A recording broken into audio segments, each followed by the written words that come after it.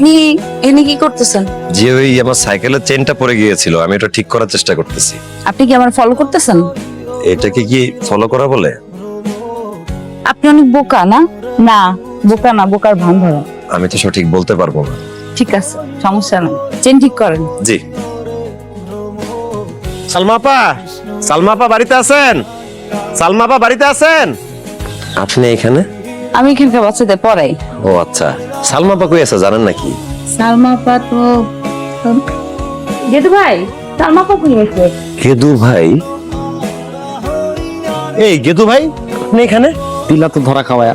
ধরা খাওয়ার কি আছে? আমি আপনার পেছনে ছুটতে ছুটতে তো পাগল হয়ে গেলাম। আপনি কিস্তি টাকা কবে দিবেন? কিস্তি তো দিতেই চাই স্যার, কিস্তি আমারে দিতে দেয় না, মানে হাতে টাকা আসে না স্যার। এই যে এই বাড়িতে কাজ করে যে টাকা পাইতেছি, এটা দিয়ে আপনার কিস্তি শোধ করে দিব না। দেখেন ভাই, আমি আপনার কোনো কথা শুনতে পারবো না। আপনাকে ম্যানেজার স্যার খুঁজতেছে, আপনি অফিসে গিয়ে কথা বলেন। আসেন আমার সাথে অফিসে চলেন, আসেন। অবশ্যই যাবো স্যার। আপনি যে সাইকেল, এটাতে তো দুইজন যাওয়া যাইব না, আমি আগে আগে যাই, আপনি আমার পিছিয়ে পিছিয়ে আসেন। আসেন আপনি অফিসে আসেন। গেদু ভাই মজার মানুষ গেদু ভাই। কারো হাসি এত সুন্দর হয়, আপনার হাসি না দেখলে জানতামই না।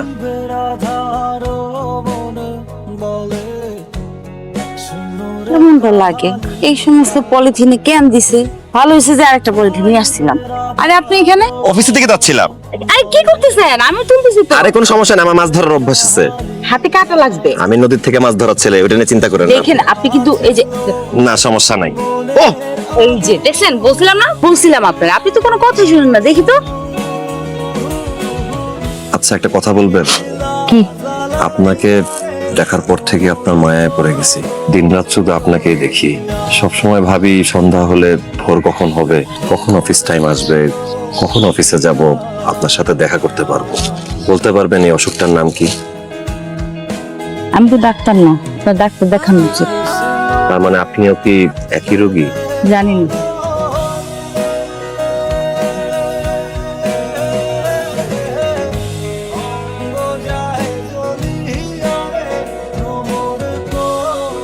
আপনারে আমি কতবার বলছি যে দিনের বেলা আসবেন, রাতের বেলা আসলে বুঝে নিত।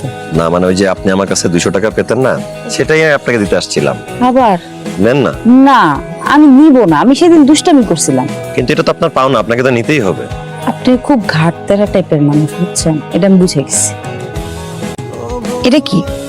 যে ওই যে চাচার ওষুধপত্র কিনতে তো টাকা পয়সার দরকার, সেটা তো আমি জানি, তাই আমি দিলাম আর কি, যেন কিনতে পারেন। কিন্তু আমি তো আপনার কাছে টাকা চাইনি। না সেটা চান নাই, আপনি এটাকে লোন হিসাবে দেখতে পারেন। ধরেন ব্যক্তিগতভাবে লোন দিছি আপনাকে, আপনি পরে সময় সুযোগ মতো আমাকে টাকাটা ফেরত দিয়ে দিয়েন। সময়ের কোনো নির্দিষ্ট সীমা আছে? না না, আপনার যখন সুবিধা হয় আপনি তখনই দিয়েন, কোনো সমস্যা নাই। একটা প্রশ্ন, আপনি আমার অনেক খেয়াল রাখেন, আমাকে নিয়ে অনেক চিন্তা করেন, কেন? জানি না। আসি, ভালো থাকবেন।